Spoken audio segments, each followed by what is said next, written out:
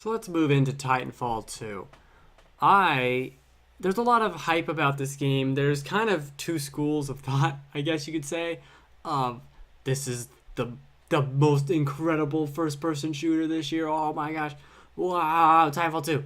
And then there's the other side of kind of like, yeah, it's fine. And I started the show with positivity, but I kind of am more on the side of yeah, it's pretty good. Like it's really good. There and this isn't an original idea what I'm about to say. But Titanfall 2, at least the single player portion, it feels very strange. The mechanics, all the different weapons and how the Titans work and the loadout, all of that very much feels like a sequel. That feels like Titanfall 2. But the campaign is very first game in the series campaign, and there are several moments, I guess, throughout most of the campaign that are just very indicative of that, and also like they just feel like these really cool ideas that don't quite get to where I want them to get to. Now, first I will say, I played Battlefield 1, I played Call of Duty.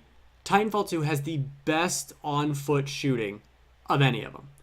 Uh, it's so fast and fluid and fun. You're running off walls and jumping all around. That's some good shit for shooting. Fighting all these enemies is so much fun. It feels right. Like the amount of bullets it takes to shoot someone and to kill them, which is a weird sentence, feels right. All the guns were fun to use for the most part. I'm a big fan of grenade launchers in video games, and this grenade launcher is terrible. I did not like it at all. I blew myself up, and I didn't use it again. But there are other weapons. There's this like fire plasma rifle thing that I loved. There's this shotgun that was like a horizontal shotgun. This is slang English for shotgun. Loved that weapon. Everything else like felt basically like a machine gun for the most part, so for sniper rifles. But that was fine. That all felt great. I think running around in a Titan is a lot of fun. We'll get more into Titans later. So the core mechanics there are great. Incredible job with the shooting and the platforming that you have to do. That's a lot of fun. I wish the platforming kind of went a little further, which will go into kind of my other criticism of it, is this entire time, like from the very moment that you're on the first mission and you kind of let to go, like go over here and find the objective. Like, okay, it's not part of the tutorial. It's not part of the opening little scene. You're left to go explore. And you fight some of these creatures, these weird monsters on the planet. And I'm left thinking, like, this is incredible. This is a next-gen Metroid Prime, almost. You're jumping off these organic environments, fighting these creatures, and then you're fighting, humanoids. That's awesome. And there were so many moments throughout the entire campaign that had flashes of this is a new Metroid Prime. Like this is so close to being a new Metroid Prime, one of my favorite video game franchises. Like it's franchise within a franchise of all time is the Metroid Prime games, 1 and 2, more specifically. But the problem with Titanfall 2 is it's not trying to be that, right? It's not trying to be Metroid Prime, and it shouldn't necessarily. It's trying to be a single player shooter. And I can't help but constantly feel like it would be better as still a single player experience, but not as linear. You're exploring different areas of the map because that's when it was at its best. When you're going after to find BT's battery at the very beginning of the game, you're running on walls and fighting these monsters, and it's kind of this, you don't know the pacing. There's this crashed ship, and you're going into the crashed ship, and everything's off to its side, and this guy like ambushes you and whatever. There's some really fun moments in there, but it just does that, and then it's gone. And that's the entire problem I have with it, except for the one other issue is the weird, like you can play the entire Call of Duty campaign without loading screens. But this game constantly is loading stuff, and the loading time is kind of long. It's not sometimes it's weird. Like you'll be in a level for 40 minutes and it won't load. Other times it's 10, 15. You're like, I don't know what the fuck's going on. So that's a little weird. It feels antiquated in the way it does that. It doesn't seem like it's streaming levels in very well. Uh, but whatever. That's fine. Take that or leave that. The problem I have with it is some of its cooler moments, which I guess I'll spoil, but it's not. There's an assembly line, right? That's building houses basically, and it's this big area. You're this little dude on a house. You're a normal dude size on a normal sized house, and it's being built all around you, and it rotates and it follows the assembly line, right? And people are talking about this level like it's incredible, and it is a very good idea, and there's a lot of really cool moments with it. But it harkens back to what I said originally, which is that it never quite gets there for me. Like this is a really cool idea, and then it's over, and okay, like it never quite got to that moment. I was thinking about this earlier, like what could have made it better would have been if you were on this house, like you're on this house that's being built, that's got two walls, or it's got one wall, right? You can see ahead of you.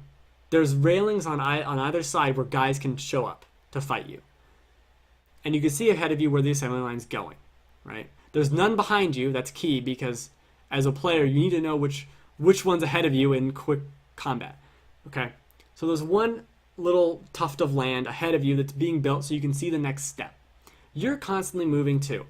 You got hiding behind one wall. It's got holes cut out for the windows and a hole cut out for the door.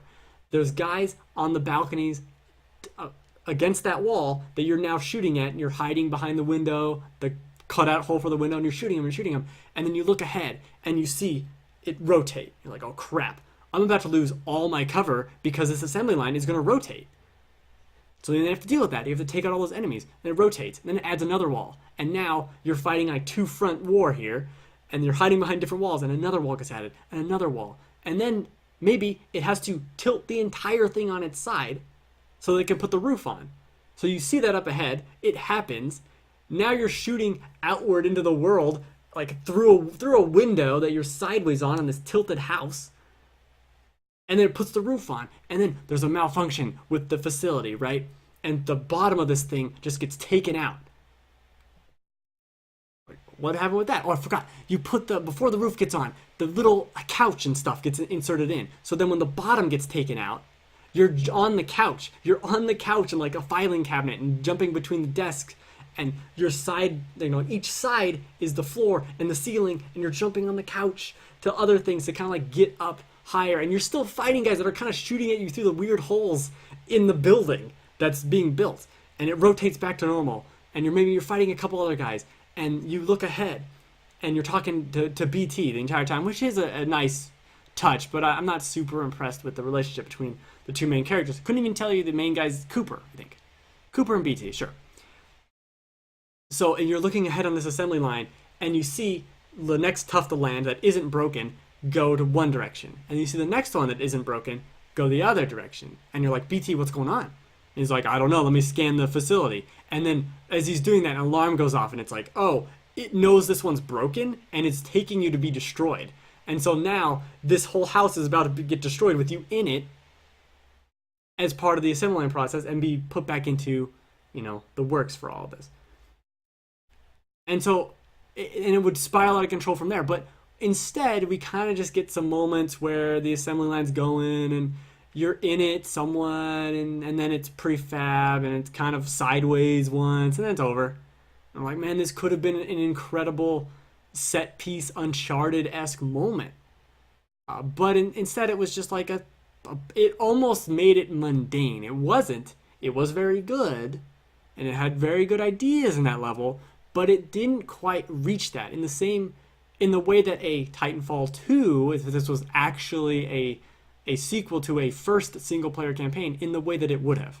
It would have been able to expand upon these ideas, but because this is their first Titanfall single-player thing, it never got there for me. And the same goes with the other level, which, I mean, involves time travel. But that never quite goes anywhere either. It's just like, oh, you're going to fall through this, and you gotta jump and then switch times, then you can land on the platform, then you jump and switch times again, now you can land on that platform.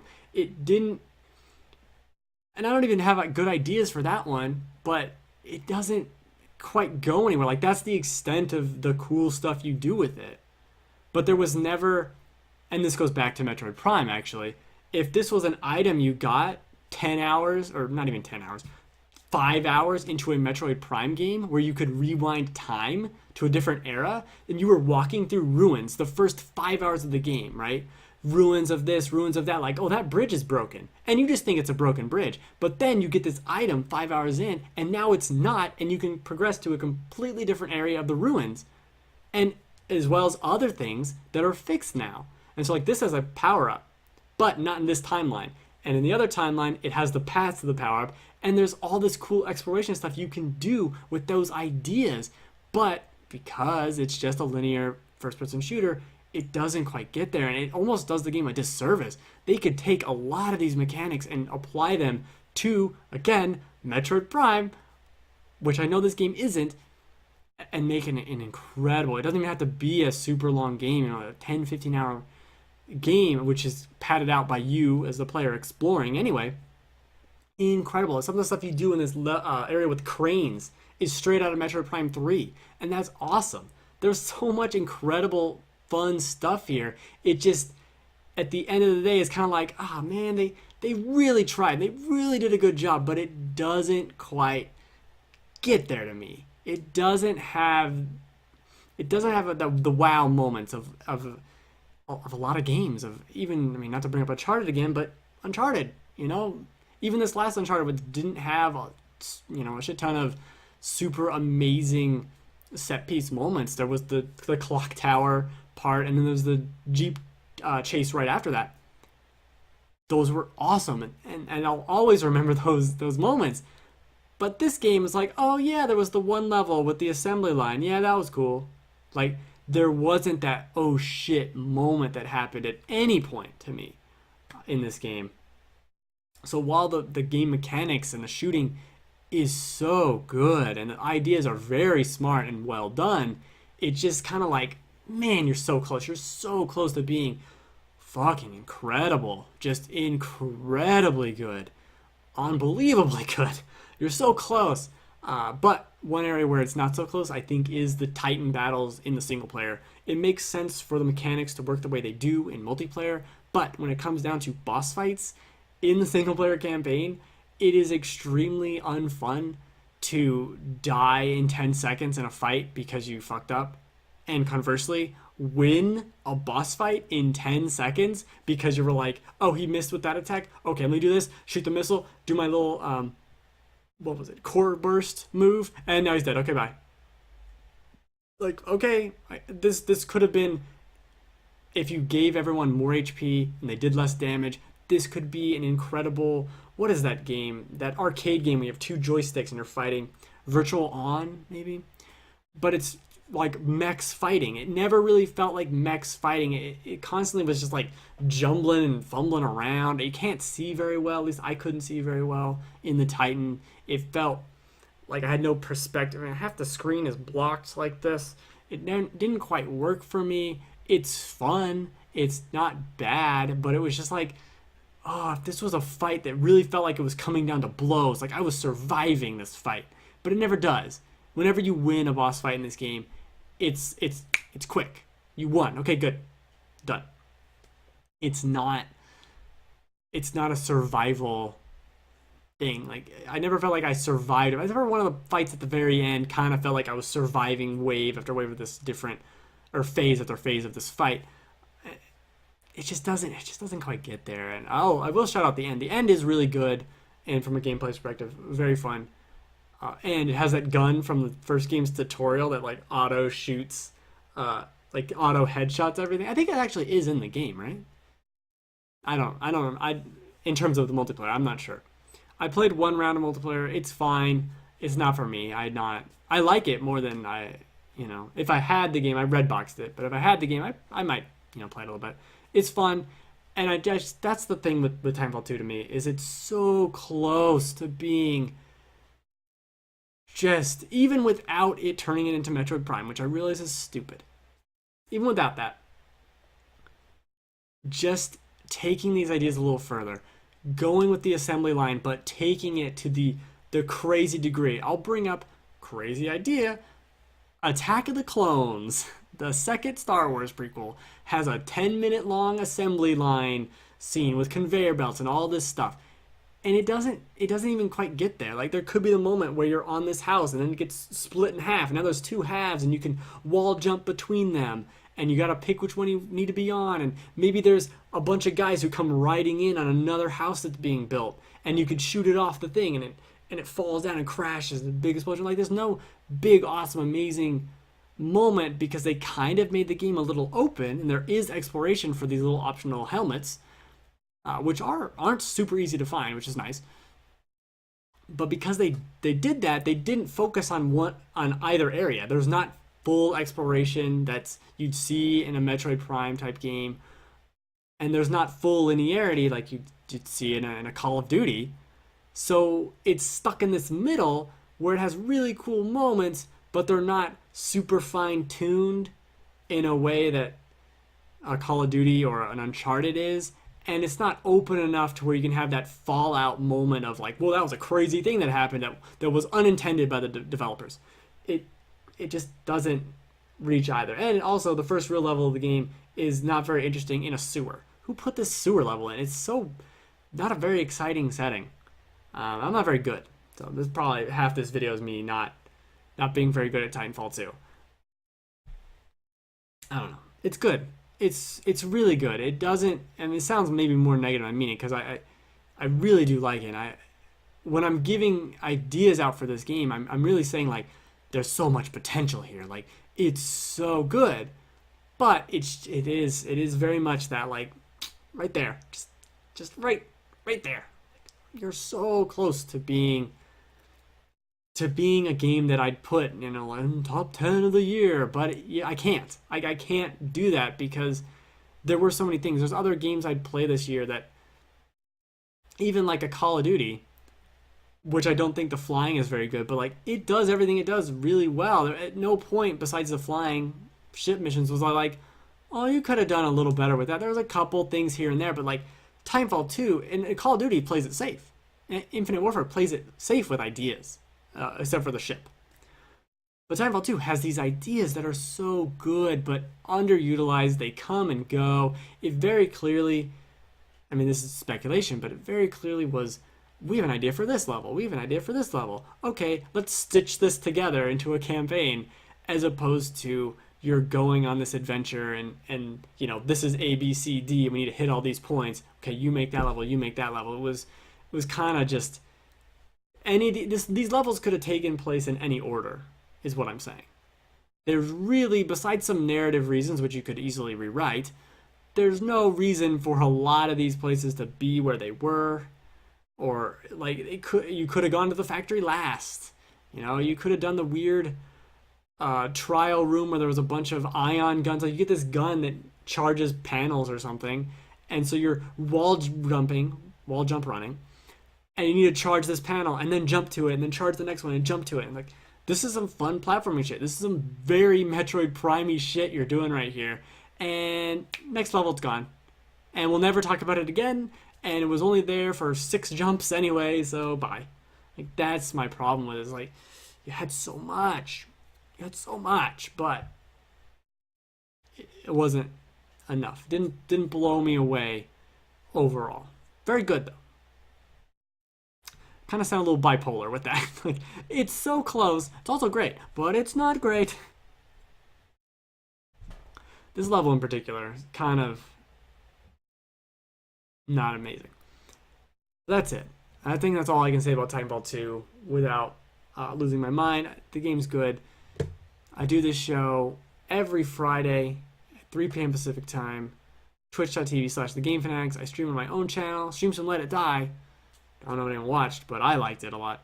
I stream on my own channel, twitch.tv/BenReacts, Mario Maker, Saturday, Sunday, Wednesday. What am I playing this Wednesday?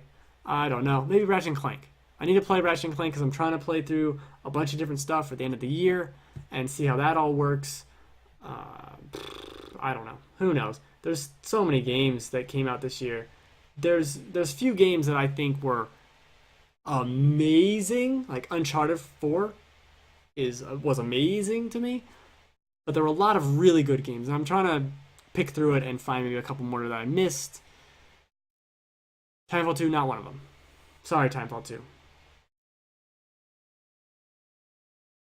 I don't know why I saluted you.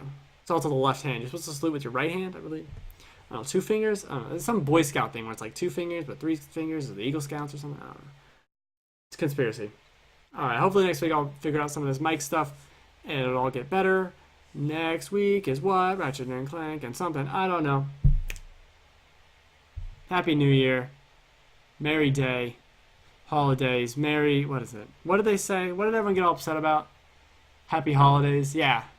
Happy Holidays. I don't know why anyone would be mad about that.